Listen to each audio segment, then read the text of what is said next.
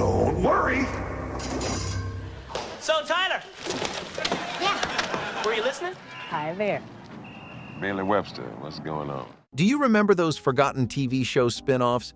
The ones that flopped so hard, no one talks about them anymore? In the 90s, these shows tried to carry on the stories we loved, but never clicked. What went so wrong, we chose to forget them. They called it the Golden Palace, but no amount of gold could save this one. After the Golden Girls ended in 1992, this spin-off tried to keep the spark alive. Literally. Dorothy was gone, and the rest of the gang bought a hotel. A hotel. The kind of plot twist that feels like switching your grandmother's warm kitchen for a chain motel.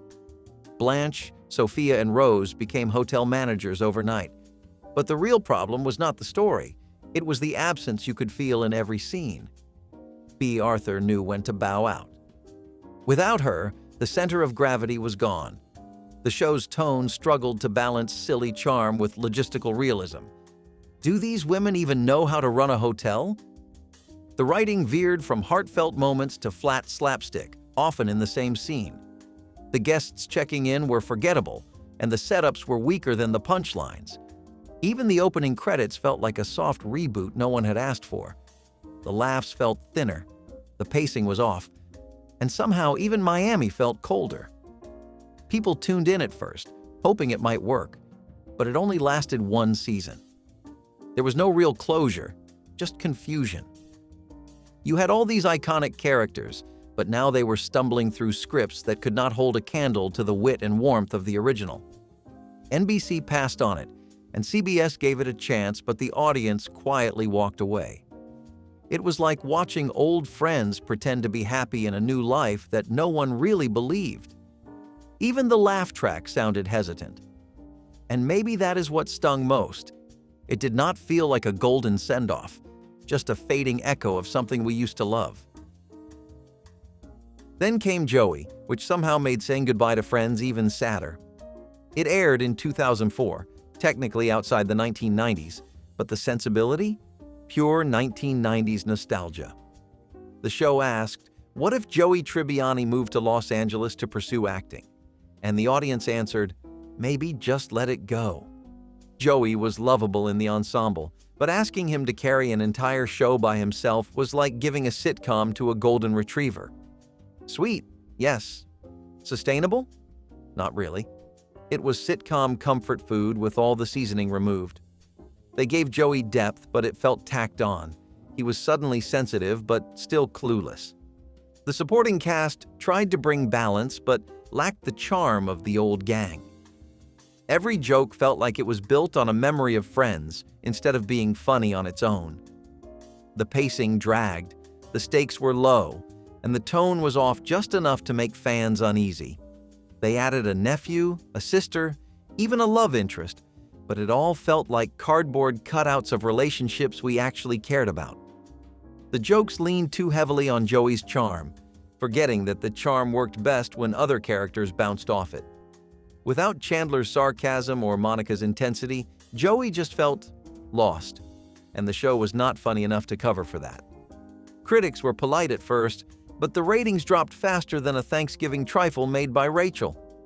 NBC hoped for lightning to strike twice, but they forgot the Friends formula was chemistry, not just nostalgia. Joey moved across the country, but the magic never followed. Even die-hard fans admit this was one they wished they could unsee. It did not just flop. It erased the illusion that maybe, just maybe, some stories are better left at the finale. Saved by the Bell. The college years felt like senior year all over again, but not in the good way. Zach, Slater, and Screech were back, but Bayside was gone, and with it went the innocence that made Saved by the Bell work in the first place. Now they were in college dorms, but it felt more like a weird summer camp with grown-up jokes that missed the mark. Lisa and Jesse, gone. Kelly showed up later, but the magic? That never really arrived. The charm of Bayside did not survive the move. The tone tried to be more adult, but the writing stayed stuck in teen sitcom territory. There were jokes about co-ed bathrooms and beer, but they never felt earned. The show was lost between wanting to grow up and refusing to let go. It looked older, but felt younger, and not in a good way. They tried to age up the show without changing the tone, and the result was this awkward limbo where no one knew how to act their age. Zach was still scheming, but it felt a little more desperate now. The new characters were forgettable, the plot lines were clunky, and even the signature neon flare was replaced by a beige college lounge. It lasted just one season before being quietly canceled. And sure, they wrapped it up with a made-for-television wedding, but let's be honest, no one watched it for that. It was like watching the cool kid at school come back for a reunion and try to relive his glory days. You smile politely, but it is just not the same. The college years promised a grown-up saved by the bell, but ended up reminding everyone how delicate teen nostalgia really is. Once you take it out of its moment, it kind of falls apart. At first glance, Time of Your Life had everything going for it. A beloved character from Party of Five, a big city setting, Jennifer Love Hewitt. It should have worked. But it just did not. Sarah Reeves moves to New York to chase her dreams, but the show never decided what dream she was chasing. It was part drama, part soap, part romance, and none of it felt steady. The writing tried to sound deep but came off vague. The characters were thin, and no amount of slow pans or piano cues could hide that. The vibe was dreamy, yes, but also directionless. The show aimed for emotional depth but landed in melodrama. It felt like a collection of character moments without a story to hold them. Even the city itself, New York, full of energy, felt lifeless here. Scenes dragged, dialogue stumbled, and Sarah's journey never seemed to go anywhere. What should have been a coming-of-age arc turned into a meandering mood piece. And the real kicker? It got pulled off the air before the season even finished. That is how quickly people moved on. Fox thought this would be their next big hit, but instead it became one of the fastest fades of the decade. Jennifer Love Hewitt had star power, but even she could not anchor a show without a clear soul. Viewers from Party of Five tuned in hoping to feel something familiar. What they got was a postcard from a character who used to mean something, now drifting alone in a city too big for the script.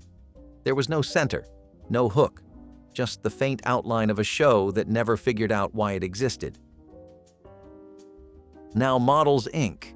This was Melrose Place in high heels and fog machines, the third show in the Beverly Hills 90210 family tree.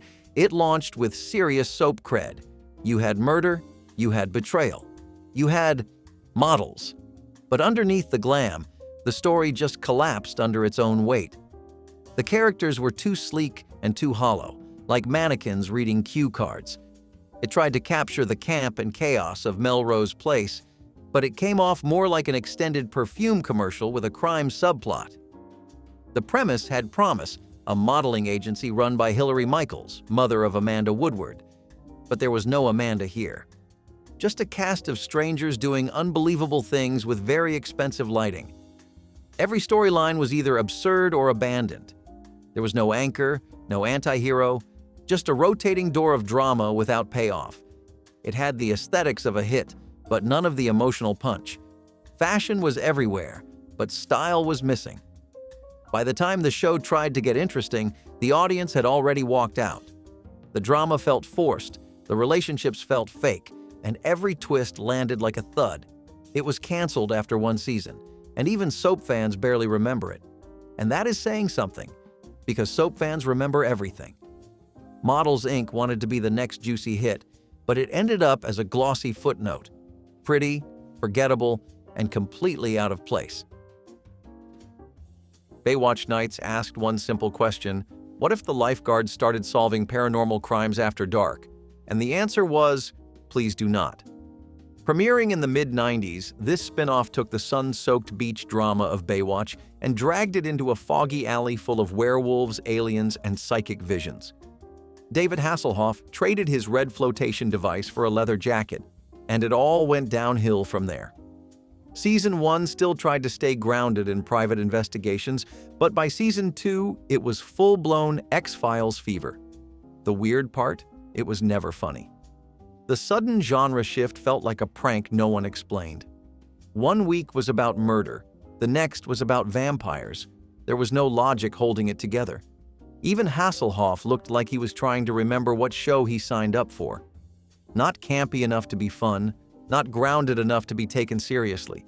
It just floated in this uncanny space where it hoped no one would notice how bizarre it had become. Viewers tuned in expecting waves and slow-motion running. What they got was a werepanther in a parking garage. The tone was so mismatched that even hardcore Baywatch fans tapped out. They wanted lifeguards, not ghost hunters. And even though it technically lasted 2 seasons, it felt more like a fever dream that we collectively agreed to forget. It was as if someone took 2 decent shows, glued them together, and forgot to check if the glue would hold. Baywatch Nights tried to be edgy, but all it did was lose everything that made the original iconic. The Bradys was supposed to be a heartfelt update, a grown-up look at one of America's most beloved families. But instead of smiles and sing-alongs, what viewers got was a weird blend of after-school special and emotional soap. This was not the lighthearted Brady Bunch you remembered. It was heavy. Divorce, infertility, career struggles, even political debates. It tried to tackle real-life issues, but with the same cast delivering them in soft sitcom voices. And the effect was awkward. Seeing these characters age was one thing. Watching them argue about tax reform was another. The nostalgia wore off fast once the tone turned serious, but the dialogue stayed bland. It felt like the sitcom version of a midlife crisis, only filmed in slow motion, like watching your childhood puppets start talking about adult trauma. It was clear they were aiming for a more mature tone, but the writing never caught up. The canned laughter was gone, the pacing was slower, and the warmth was replaced with something colder, stiffer. It aired in 1990, only lasted 6 episodes, and honestly, that might have been a mercy. People wanted nostalgia, not a sudden shift into family melodrama. It turns out that growing up the Brady way is a little depressing. Fans tuned in to feel a connection with their childhood again, but instead they left feeling a bit uncomfortable. Sometimes you do not need to show us what happens after happily ever after. Sometimes just leaving the porch light on is enough. Then there was Fish Police. No, really, that was its actual name. Riding the wave of adult cartoons after the success of The Simpsons, this short-lived animated detective show took place entirely underwater, with fish. The concept alone feels like something pitched at 3 a.m. by someone running on no sleep and too much soda. You had wisecracking detective fish, sultry fish femme fatales, and even a police chief who was literally a shark. But even with the quirky animation and noir inspiration, it all fell apart fast. The humor did not land. The jokes flopped like a fish out of water, pun intended. It wanted to be gritty, but you can only take a cigar-smoking trout so seriously. Every scene felt like it was building toward a punchline that never arrived. The tone was confusing. Part adult satire, part family cartoon, but not funny or bold enough to be either. Viewers could not figure out who this was for. Kids? Adults? People who really like seafood? It aired on CBS in 1992 and was pulled after just 3 episodes. The animation was decent for the time, and the voice cast was surprisingly strong, but no one knew what to do with it. And maybe the biggest problem was timing. The Simpsons had just proven that cartoons could be sharp and smart, and Fish Police felt like someone missed the memo. It wanted to be edgy, but it had no teeth, or maybe just too many scales. Either way, it flopped hard and fast. Even in reruns, it barely left a ripple. The Tortellis was proof that not every side character needs their own spotlight. On Cheers, Nick Tortelli was a greasy, over-the-top ex-husband with just enough charm to make an impression. But build a whole show around him? That was a different story. Premiering in 1987 and still echoing into the early 90s, the Tortellis tried to craft a family sitcom out of dysfunction, but forgot to add any real heart. It was like a caricature without the wink. Nick moved to Las Vegas with his new wife Loretta, and the show revolved around their extended bickering family. The humor was loud, but never sharp. Every joke felt like a leftover from a better show. The writing leaned on stereotypes instead of character development. Even Loretta, who had potential, became more of a walking gag than a person. The setups were familiar, but none of the punchlines landed. What worked in small doses on Cheers became exhausting when stretched over entire episodes. And perhaps worst of all, it just was not funny. You could tell it was trying, but it never found the rhythm or intelligence that Cheers delivered with ease. It limped through 13 episodes before getting canned, and few people even noticed. Looking back, it feels more like a forgotten footnote than a failed experiment. One of those rare spin-offs that somehow manages to make you appreciate the original even more. Because without Cheers, we never would have believed people actually watched this once. And then we have Freddy's Nightmares, a spin-off that tried to give Freddy Krueger his own horror anthology series. But instead of terrifying viewers, it mostly left them confused. Freddy was not the main character in every episode. In fact, most of the time he just introduced the stories and popped in for a creepy one-liner. Imagine Rod Serling from The Twilight Zone if Rod had knives for fingers and less charisma. The episodes themselves were inconsistent. Some were gruesome, some were bizarre, and others felt like leftover scripts from canceled dramas. It was syndicated, low budget, and felt more like a cash-in than a continuation of anything meaningful. Horror fans gave it a shot, hoping for the kind of inventive scares that made A Nightmare on Elm Street iconic. But Freddy became a mascot instead of a menace. The tone shifted wildly from serious horror to camp, often within the same scene. Even die-hard fans struggled to explain what the show was trying to be. But instead, they got low-light sound stages, weird camera angles, and cardboard performances. It ran for 2 seasons, which sounds impressive until you realize most people cannot name a single plot. The only memorable episode is probably the pilot, which awkwardly tried to explain Freddy's origin, something the movies had already done better. The show wanted to build a world around Freddy, but all it did was make his world smaller, and that's the real nightmare. Nick Freno. Licensed teacher tried really hard to bottle that classroom magic from shows like Head of the Class, but instead of chemistry, all it got was detention. Mitch Mulaney played the title character, a wannabe actor who takes a job teaching middle school to pay the bills. And from there, the cliches just poured in. You had the cool teacher who relates to the kids, the wisecracking students, and a principal who always looked one scene away from quitting. But there was a hollowness underneath it all. The show leaned so heavily into wacky antics that it forgot to actually say anything about, well, teaching. Even Head of the Class, with its 80s neon heart, managed to celebrate learning and connection. Nick Freno just wanted to be the class clown. Instead of growing, the character just cycled through goofy outfits and classroom hijinks. It felt like the writers were more interested in food fights than real stakes. It bounced between 2 very different seasons, one middle school, the next high school, and neither found solid footing. The tone was loud, the jokes felt secondhand, and the characters never evolved past basic archetypes. It aired from 1996 to 1998, but ask anyone today and you'll probably get a blank stare. That's not just forgettable. That's a show that vanished without even leaving behind an awkward yearbook photo. SheTV tried to bring the fire of In Living Color into the hands of a mostly female cast, but what came out felt more like a dress rehearsal. It premiered in 1994 and barely made it past the first few sketches. It wanted to be sharp, edgy, and empowering, but nothing landed. The timing was off, the writing was flat, and worst of all, the show just wasn't funny. Comedy lives and dies on rhythm, and this had none. The sketches lacked the bite that made In Living Color such a cultural hit, and even the performers, who had talent, felt like they were trying to save a sinking ship. Instead of bold satire, we got lukewarm impressions and recycled jokes. It was the kind of show where every punchline felt like it was delivered half a beat too late.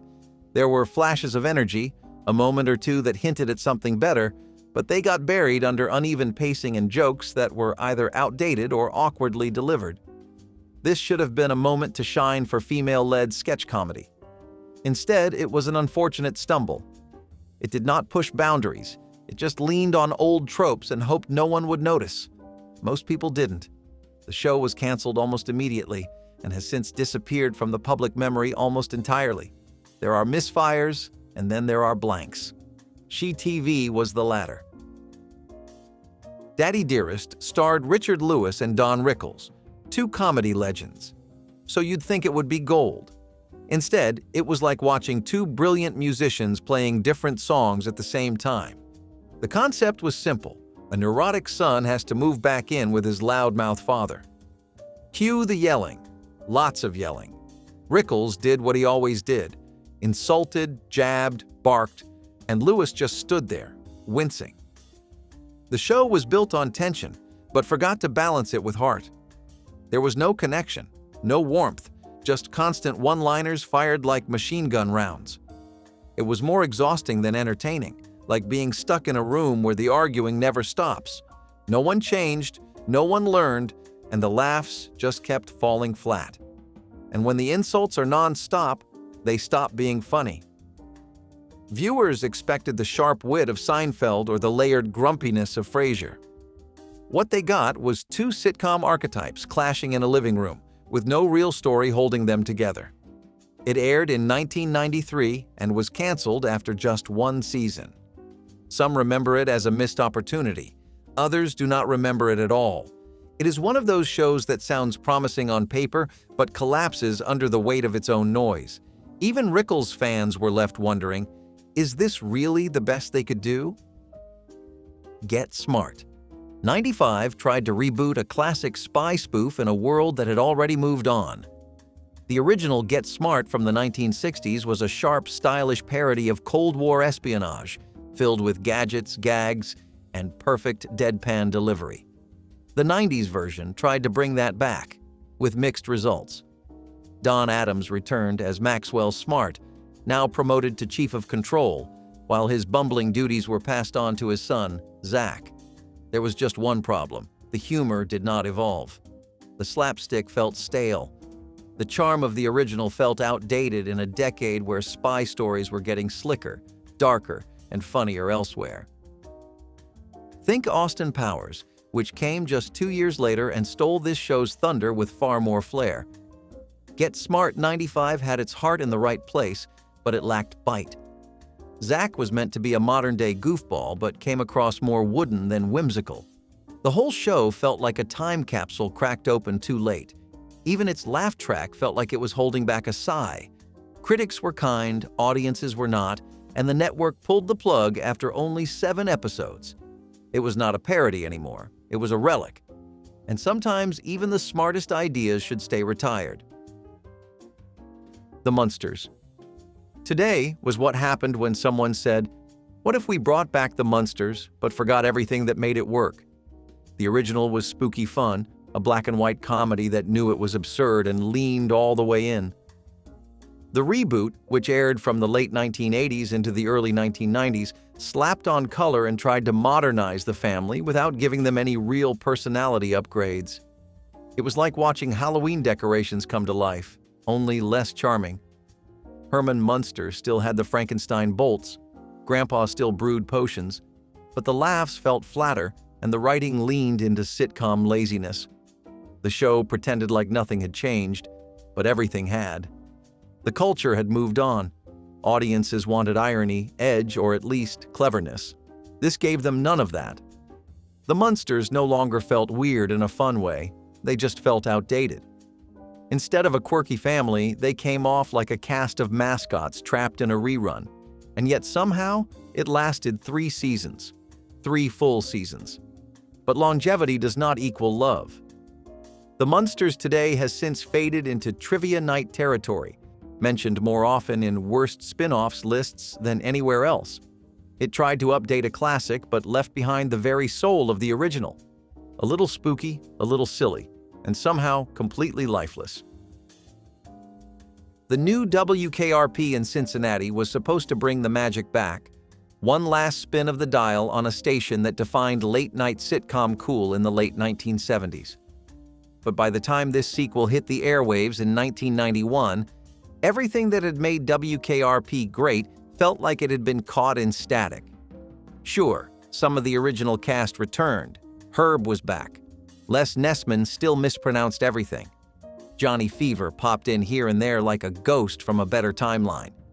But nostalgia only gets you so far, and this show ran out of juice faster than a half-used AA battery.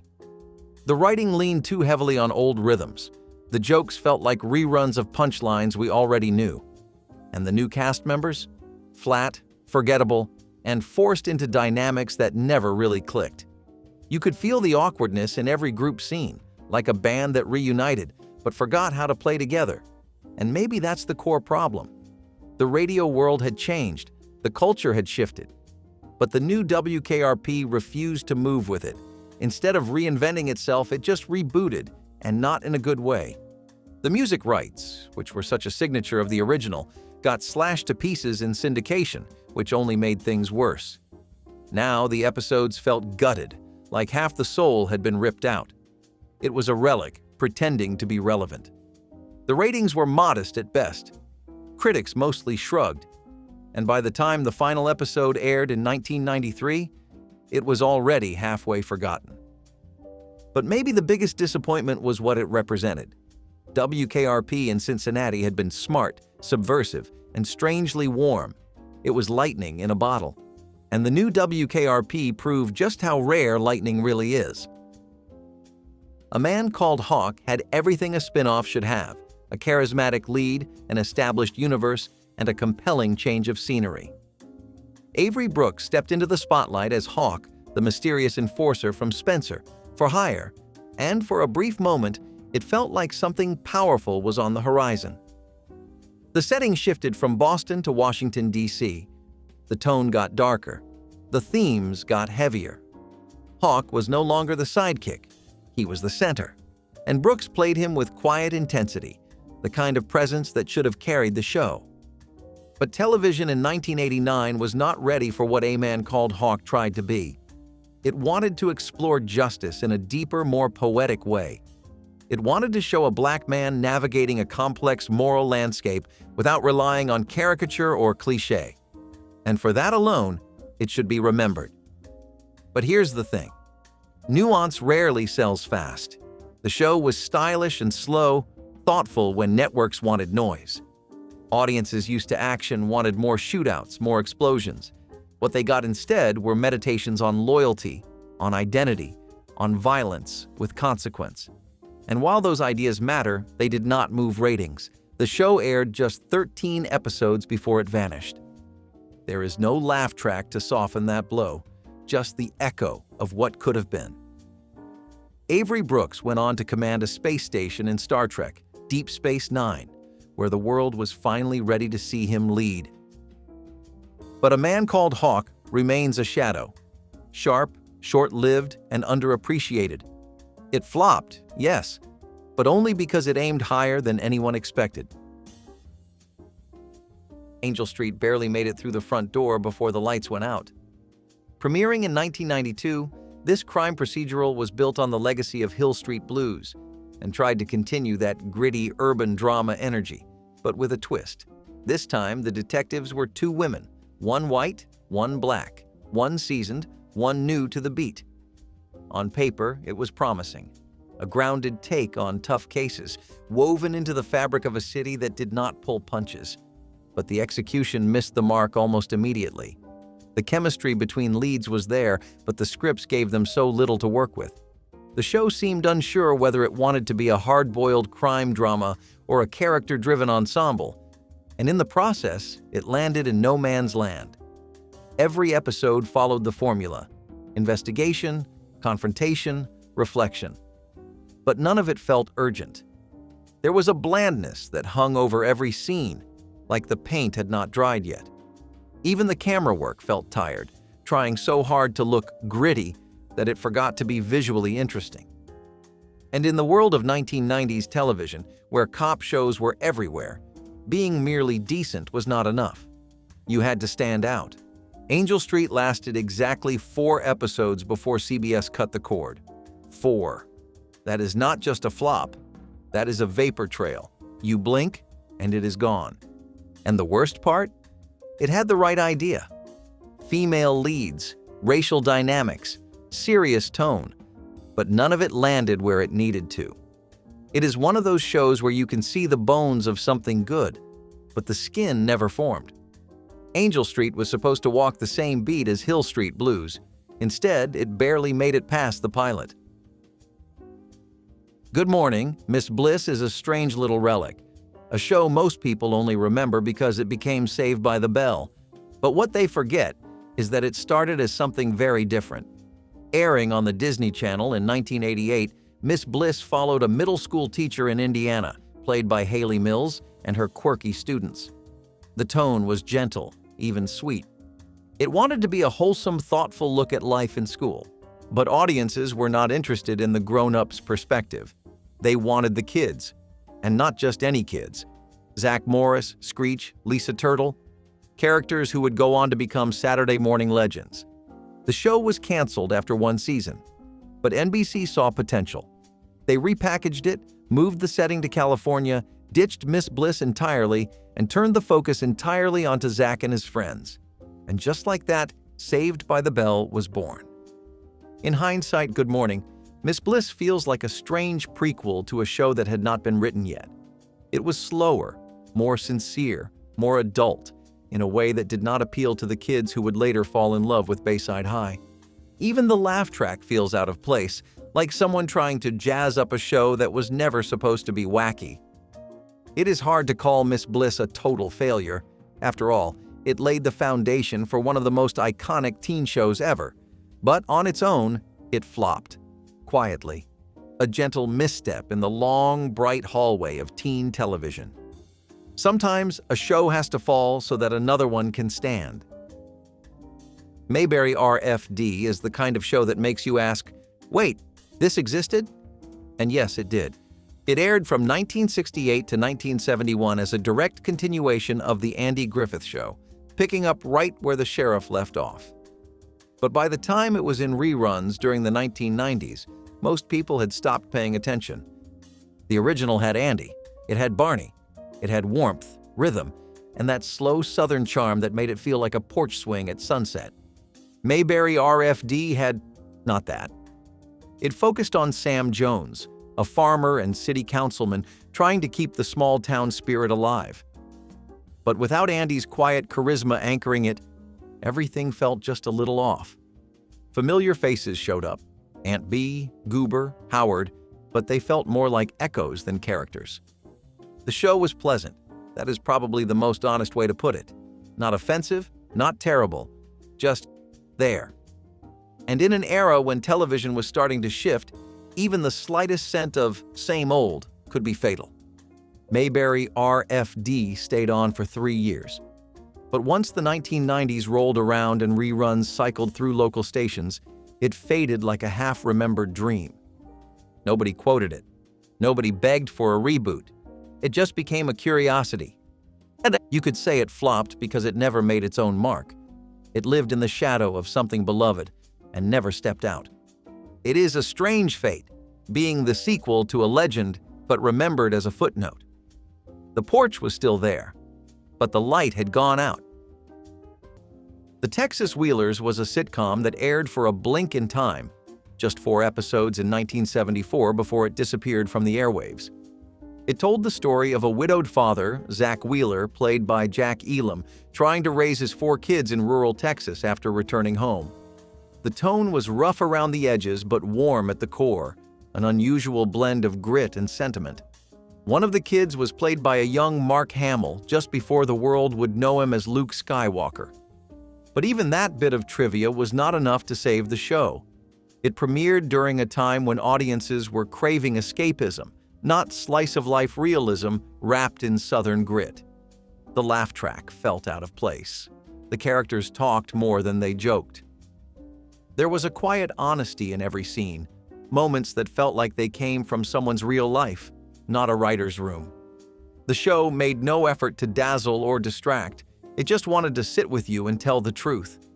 It was less about punchlines and more about pauses, silences, and hard-earned smiles. And instead of punchlines, there were long, quiet moments of reflection. Maybe too many. The Texas Wheelers did not fail because it was bad. It failed because it was honest. And in 1974, honest sitcoms did not get very far. But those who remember it remember something rare. A network show that tried to say something deeper under its dusty boots and denim jackets. It had an emotional backbone. It wanted to show how family bonds are messy, complicated, and not always tied together with a neat bow. Its cancellation felt like closing the book before the first chapter was over. Yet in those few episodes, there was something sincere, something that lingers, the kind of sincerity that could only be appreciated years later. Out of This World was the kind of show that could only exist in the 80s, a sitcom about a teenage girl who discovers on her 13th birthday that her father is an alien and she has supernatural powers. That sounds like something you'd find in the last row of a dusty VHS bargain bin, and honestly, that's the charm. This show somehow managed to blend heartwarming family moments, slapstick comedy, and intergalactic weirdness, all in one neon-washed package. It aired in syndication, which meant it never had a consistent time slot, but Sundays were a regular go-to in a lot of local markets. The lead character, Evie, had the power to freeze time by touching her index fingers together, a trick that was used so often it became one of the most recognizable gags of the show. The real kicker? Her alien dad, who you never actually saw, spoke to her through a glowing cube and was voiced by Burt Reynolds. Yes, that Burt Reynolds. It ran for 4 seasons, but because it was never a network darling and never had rerun deals, it kind of disappeared once the final episode aired. Ask anyone who remembers it and they'll light up with nostalgia, then immediately question if it was a dream. It was campy, it was bizarre, and it was something truly, uniquely 80s. Out of This World might have vanished from the spotlight, but for those who saw it, it never left their memories. Before nostalgia became an aesthetic, Margie brought it to life with pink wallpaper and cloche hats. Set in the roaring 20s but aired in the early 1960s, this sitcom was a charming, retro escape into a world that felt dreamlike, even to its original audience. Margie Clayton was the all-American girl, witty and wide-eyed, caught between homework and heartbreak. She lived in a time of flappers and prohibition, but her struggles felt familiar. Parents who didn't understand, boys who did not listen, friends who came and went. Every episode was like opening an old photo album, sepia-toned, soft around the edges, and a little too perfect to be real. That was the magic. The show was more than just a period piece. It was a bridge between generations. Adults saw their youth in it. Kids saw a version of growing up that felt both exciting and safe. But it did not last. 1 year. That was all Margie got. The network said the ratings were weak, but the truth is, Margie's quiet storytelling could not compete with louder, faster shows. And so it vanished, tucked into the drawer of television history like a love letter no one had the heart to throw away. Today, barely anyone remembers Margie, but if you do, you probably remember how she made you feel, like being young was something you never wanted to let go of.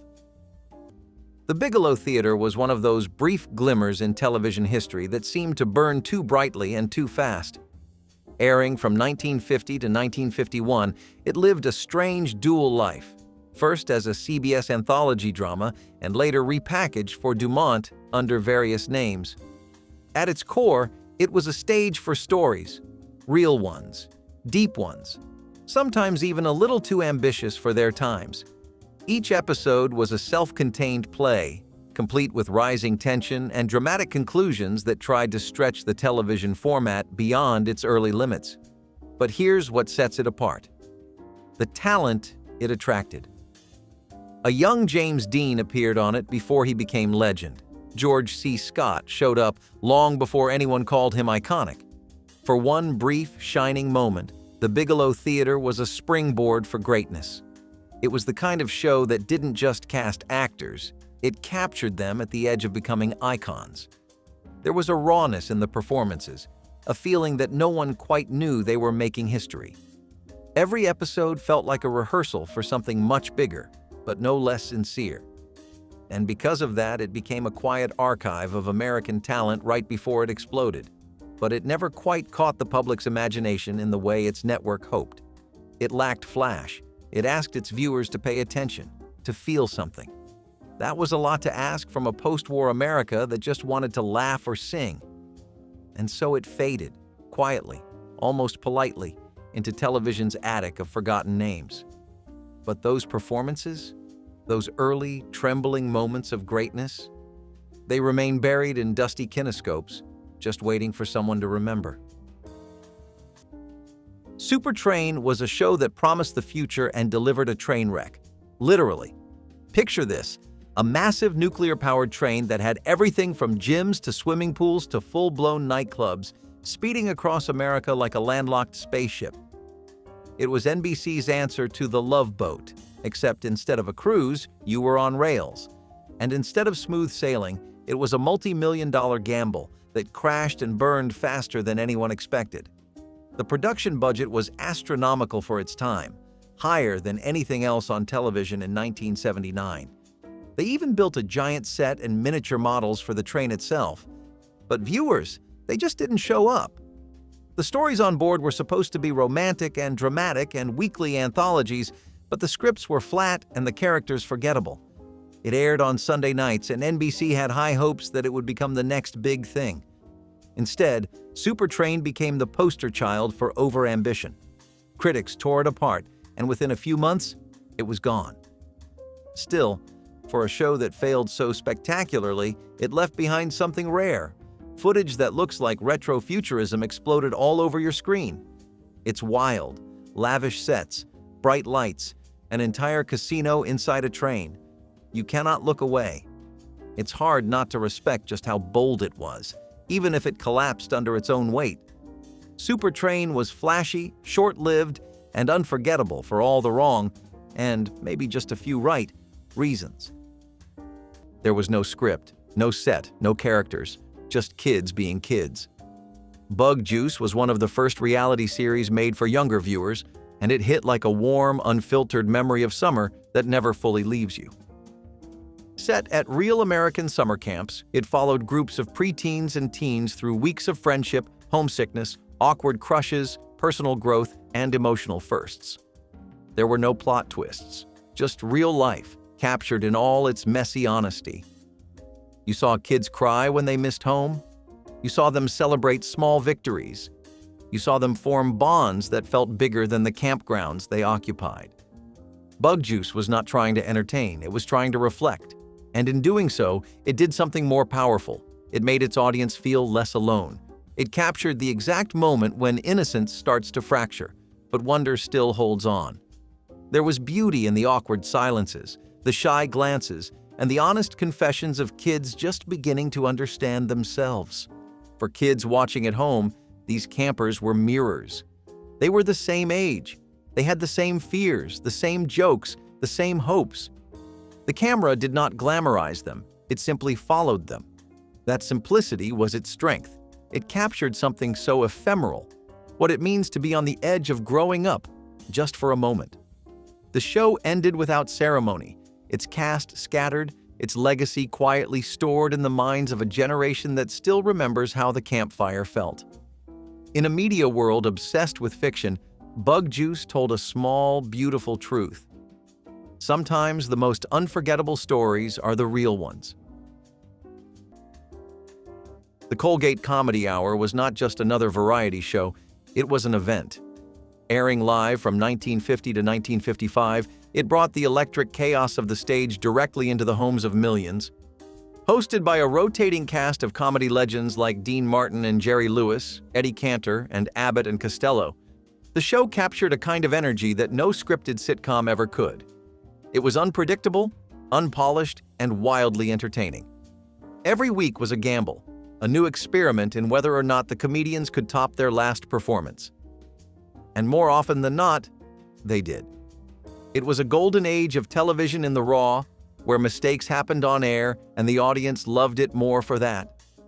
You felt the tension in every live performance. Anything could go wrong, and sometimes it did. But that chaos made it human, alive, and impossible to turn away from. It was the only place where you could see slapstick, song, and celebrity all within the same breath. And at its best, it felt like the whole country was in on the joke at the same time. The competition with the Ed Sullivan Show was fierce, and at times it looked like Colgate might actually win. But time plays favorites, and while Ed Sullivan became immortal, Colgate Comedy Hour became something else, a memory. It disappeared almost as suddenly as it had arrived, leaving only clips and scattered references behind. Yet for those who watched it, those Sunday nights were unforgettable. You did not just laugh. You roared. You shouted across the room. You felt alive. It was theater, comedy, and chaos wrapped into 1 hour of brilliance. Aliens in the Family was one of those shows that made you do a double take. Part puppet show, part live-action sitcom, it was a science fiction oddity that aired on ABC in 1996. It followed a blended family, half human, half alien, trying to live together under one roof. Think the Brady Bunch meets the Muppets, with a dash of outer space weirdness. It was colorful, chaotic, and completely offbeat, and audiences had no idea what to do with it. Children were confused, parents were indifferent, critics were baffled. The puppet characters, created by Jim Henson's Creature Shop, were impressive, but the tone of the show constantly bounced between wacky and heartfelt, never quite landing on either. One moment, you had alien dad jokes and slapstick burps, and the next, you had tearful lessons about acceptance and identity. It didn't just blur tones, it erased the lines completely. In doing so, it gave some kids their first glimpse of what it meant to feel different and still be loved. The jokes often missed. The emotional moments felt too strange to sink in. But under all the eccentricity was something unique, an attempt to talk about blended families, about difference and acceptance, through the lens of weird intergalactic humor. It was bold. Too bold, maybe. Only a handful of episodes aired before it was quietly pulled from the schedule. It has since become a punchline in weird TV retrospectives. But there is a generation of viewers who caught those few episodes, wide-eyed, wondering if they had imagined the whole thing. For them, it was not just bizarre, it was oddly touching. The show tried to say something about what makes a family, and how love looks different across space and species. In a sea of over-the-top teen dramas and goofy comedies, the mystery files of Shelby Woo stood out by being both grounded and bold. Shelby Woo was not a pop star or a secret princess. She was just a smart, curious teenager with a badge-shaped dream and a knack for uncovering the truth. Set in a sleepy Florida town, the show followed Shelby as she interned at the local police department while juggling school, friendships, and all the usual teenage trials. But Shelby's world was not just locker notes and after-school crushes. It was suspects, clues, and dead ends. She was relentless, observant, brave, and most importantly, she listened. It was not just about solving mysteries. It was about learning who you are when no one else sees you clearly. Shelby's quiet tenacity made her a role model for kids who felt underestimated, unseen, or overlooked. Where other shows gave us caricatures of teens, Shelby Woo gave us someone who felt real. Not perfect, not invincible, just determined. The show had a quiet confidence to it. It did not rely on special effects or trendy lingo. It let the stories carry the weight. It gave kids the benefit of the doubt that they could handle mystery, complexity, and moral ambiguity, that maybe they wanted more than just punchlines. Shelby broke the mold not by being loud, but by being thoughtful. She was proof that curiosity could be cool, that asking questions could be power. The series slowly faded from the spotlight as flashier content took over, but it left behind something rare, a girl detective who did not need to be superhuman to be unforgettable. Super Train was a show that promised the future and delivered a train wreck. Literally. Picture this, a massive nuclear-powered train that had everything from gyms to swimming pools to full-blown nightclubs, speeding across America like a landlocked spaceship. It was NBC's answer to The Love Boat, except instead of a cruise, you were on rails. And instead of smooth sailing, it was a multi-million-dollar gamble that crashed and burned faster than anyone expected. The production budget was astronomical for its time, higher than anything else on television in 1979. They even built a giant set and miniature models for the train itself. But viewers, they just didn't show up. The stories on board were supposed to be romantic and dramatic and weekly anthologies, but the scripts were flat and the characters forgettable. It aired on Sunday nights, and NBC had high hopes that it would become the next big thing. Instead, Super Train became the poster child for overambition. Critics tore it apart, and within a few months, it was gone. Still, for a show that failed so spectacularly, it left behind something rare. Footage that looks like retrofuturism exploded all over your screen. It's wild, lavish sets, bright lights, an entire casino inside a train. You cannot look away. It's hard not to respect just how bold it was, even if it collapsed under its own weight. Super Train was flashy, short-lived, and unforgettable for all the wrong, and maybe just a few right, reasons. The Chevy Mystery Show aired in the summer of 1960, when the days were long and television felt like a friend you checked in with every night before bed. At first glance, it might have seemed like just another crime drama anthology, but there was something darker lurking in its shadows. Hosted initially by Walter Slezak and then passed off to Vincent Price, yes, that Vincent Price, the show had a way of crawling under your skin. It did not just entertain, it unsettled. These were not tidy detective puzzles wrapped in polite endings.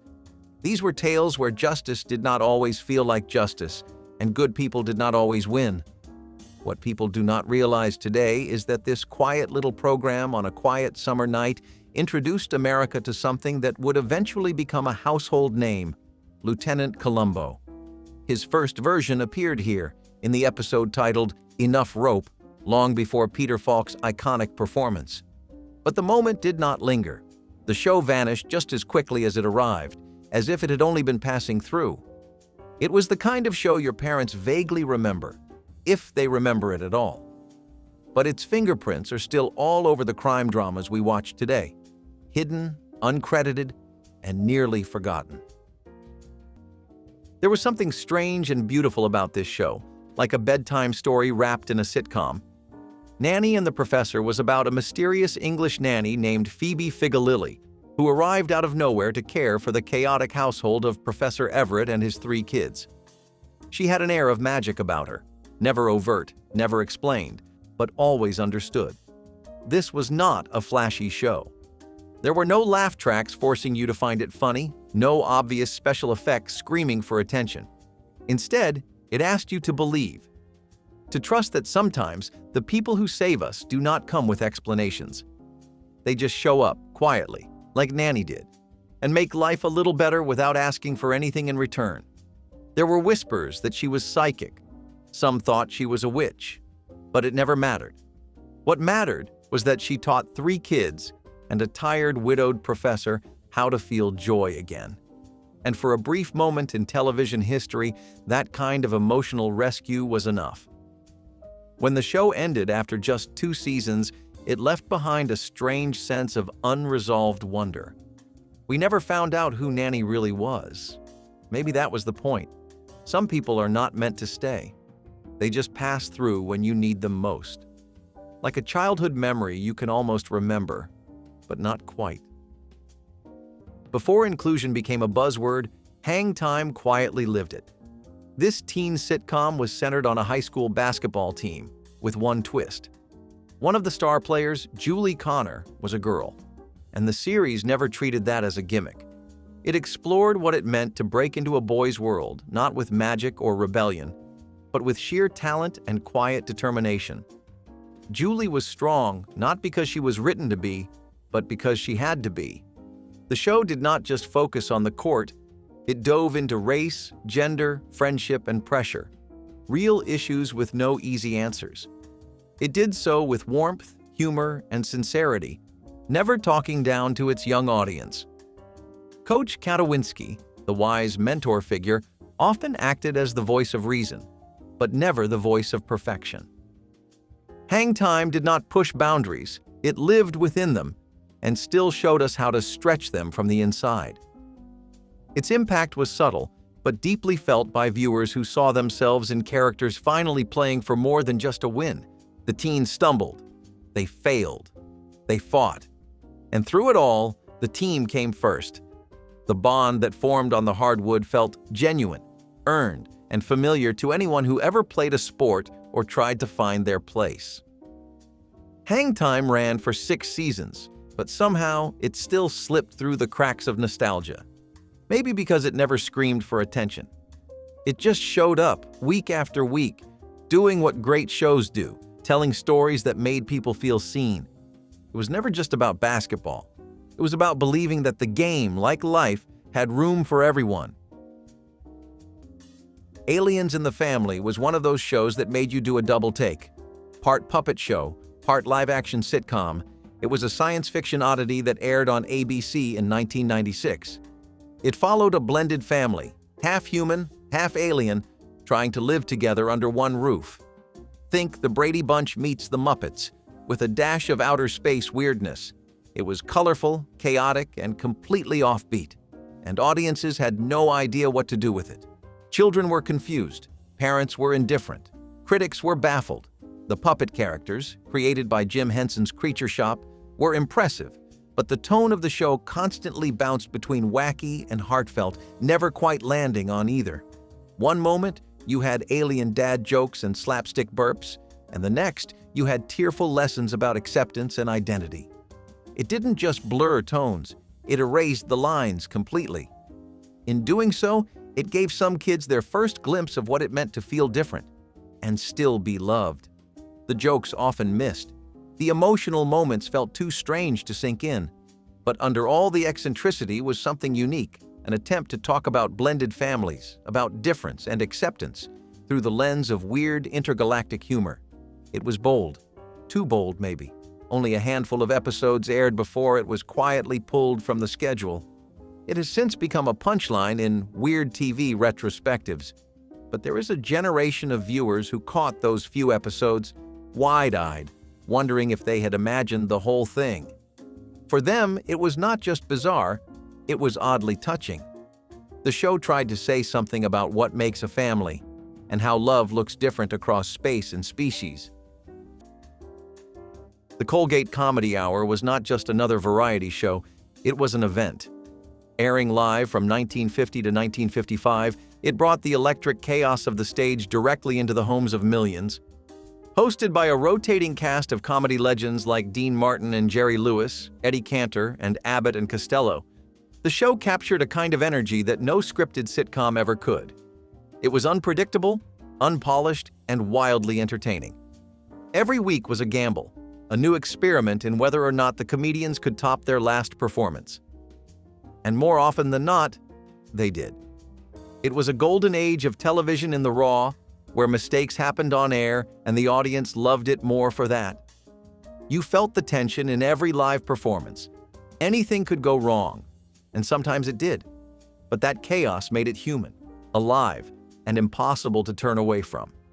It was the only place where you could see slapstick, song, and celebrity all within the same breath. And at its best, it felt like the whole country was in on the joke at the same time. The competition with The Ed Sullivan Show was fierce, and at times it looked like Colgate might actually win. But time plays favorites, and while Ed Sullivan became immortal, Colgate Comedy Hour became something else, a memory. It disappeared almost as suddenly as it had arrived, leaving only clips and scattered references behind. Yet for those who watched it, those Sunday nights were unforgettable. You did not just laugh, you roared. You shouted across the room. You felt alive. It was theater, comedy, and chaos wrapped into 1 hour of brilliance. NBC Sunday Showcase was not just a television program, it was a statement. It ran from 1959 to 1960 and was one of the first shows to dare to go big, bold, and in color at a time when most American homes were still adjusting to the idea that their television sets could be more than black and white. It was an anthology series, which meant it never stuck to one story, one cast, or even one genre. One week you would get a sweeping musical, and the next a gripping science fiction drama. It was television trying to be theater. Or maybe it was television becoming theater. The episode What Makes Sammy Run turned heads, but it was Murder and the Android that quietly earned a Hugo Award nomination and whispered something new into the ears of its audience. that science fiction could belong on television too. But the truth was, Sunday nights were a battleground, and even ambition was not enough to keep it alive. It faded quickly, not because it failed, but because it tried too much, too soon. Now it lives as a name in the margins of television history, waiting to be remembered by someone who once sat too close to the screen, eyes wide open, watching the future flicker into being. If one of these flops jogged a memory, tell us in the comments, tap like and subscribe for more forgotten gems.